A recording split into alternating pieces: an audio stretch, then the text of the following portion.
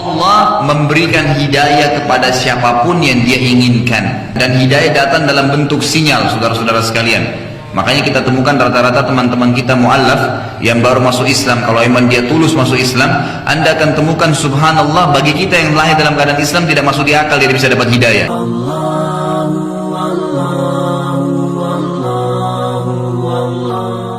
Allah subhanahu wa ta'ala mengatakan, wa hadza dzikrum mubarakun anzalnah afa antum lahu munkirun.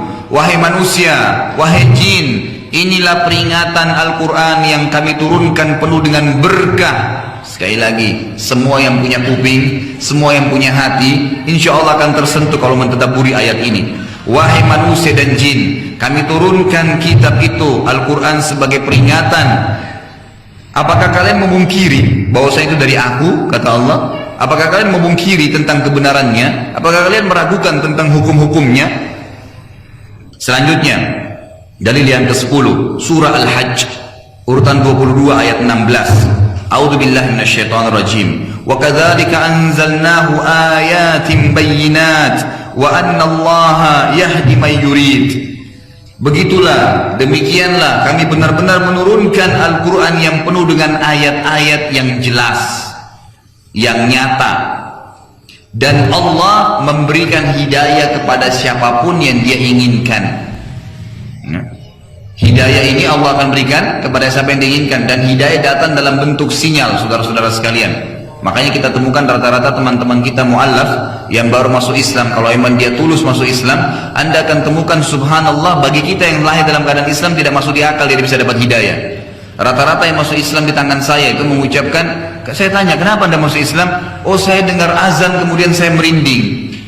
Kalau kita ini orang muslim, lahir dalam muslim, tiap hari dengar azan merinding nggak? Biasa aja gitu kan.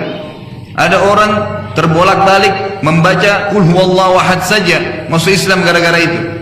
Seorang dosen saya, guru saya yang saya sangat hormati di Mekah, Syekh Muhammad Jamil Zainu, semoga Allah sembuhkan beliau, sekarang stroke. Beliau punya karya ilmiah cukup banyak, sekitar 30 atau 40 karya ilmiah tulisan, dan saya banyak pakai buku beliau dalam referensi gitu. Satu waktu beliau saya pernah ketemu di Mekah gitu kan, dan saya sangat kagum dengan beliau ini karena luar biasa. Beliau satu-satunya guru saya, dan saya temukan penulis di muka bumi ini sebenarnya, bagi saya ya, itu yang menulis di bukunya, semua muslim punya hak untuk mencetak buku ini. Terbalik, jadi tidak dilarang. Siapapun yang mau cetak buku saya silakan, perbanyak. Dan kalau anda ingin memperbanyak karena sosial, hubungi penulis-penulis, akan bantu kasih cuma-cuma semua buku beliau. Lalu saya datang, ditinggalkan nomor telepon rumahnya, saya sempat datang ke rumah beliau, lalu saya salaman. Setelah itu saya sebutkan saya bersama dari Indonesia, kemudian saya sering memakai buku anda dan seterusnya. Salah satu kisah yang terjadi, dialog saya sama beliau cukup lama waktu itu. Waktu beliau ketemu saya pertama, beliau langsung pegang jenggot saya gitu. Dia bilang, ini jenggot ente sedikit sekali ya. Terus saya langsung bilang, Syekh, ini di Indonesia sudah sangat banyak gitu. Karena kita di Indonesia kan ada jenggot Pancasila ya, cuma 1-2 lembar gitu ya. Tapi ini, saya bilang ini sudah sangat banyak Syekh. Kemudian kami duduk dialog. Salah satu kisah yang menarik beliau sampaikan, ada buku beliau judulnya Kaifah Tadaitu, bagaimana saya bisa dapat hidayah gitu loh. Beliau ceritakan semua mu'allaf bagaimana masuk Islam itu. Di antaranya teman kampusnya beliau, orang Kristen. Sama-sama di kampus gini lagi kuliah di Syria, waktu itu beliau dari Syria asalnya.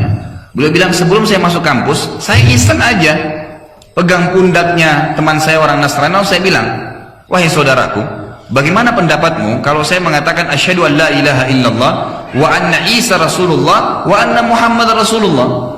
Saya bersaksi tidak Tuhan yang berhak disembah kecuali Allah, Isa benar utusan Allah, Muhammad juga utusannya Allah. Yang temannya Nasrani bilang apa? Kalau begitu, saya juga bilang asyhadu an la ilaha illallah wa anna Isa Rasulullah wa anna Muhammad Rasulullah. Dia udah syahadat, udah masuk Islam. Udah masuk Islam. Ternyata banyak teman-teman kita Nasrani menganggap kita ini orang Islam membenci Nabi Isa. Karena sebenarnya tidak sama sekali. La nufarriqu baina ahadin min rusuli.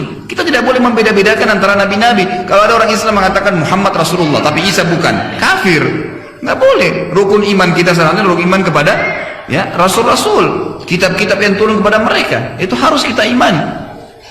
Dan ini juga sebuah pelajaran besar Ya, hidayah Allah kadang-kadang datang dan Allah memberikan hidayah kepada siapapun yang diinginkan. Saudara-saudara sekalian, teman-teman di kampus, kalau ada orang-orang non-muslim, teman anda yang mau masuk Islam, jangan lagi bilang sama dia, ini buku kau pelajari dulu. Oh nanti, ya, Islam itu, bahkan ada yang kadang-kadang Islam bilang, susah Islam itu 5 hari, satu hari 5 kali sholat. Agama kamu lebih enak cuma nyanyi-nyanyi sekali seminggu, kan gitu. Untuk apa masuk Islam? Ini bahaya sekali gitu.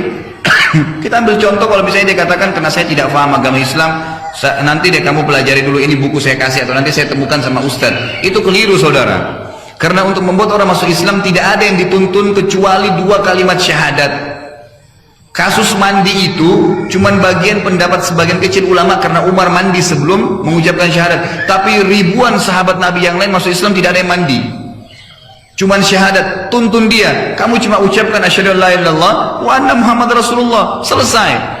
Kalau dia meninggal 1 menit kemudian anda dapat pahalanya.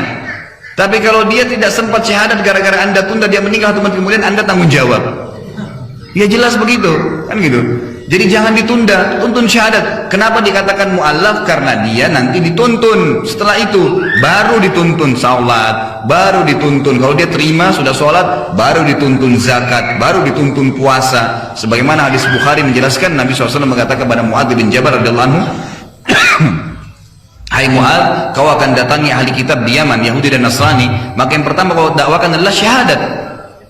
Ajarkan dulu tidak ada Tuhan yang menciptakan langit, bumi, udara, air kecuali Allah, dan saya adalah utusan Allah. Kalau dia terima, baru kamu pindah ajarin 1 hari ada sholat 5 waktu.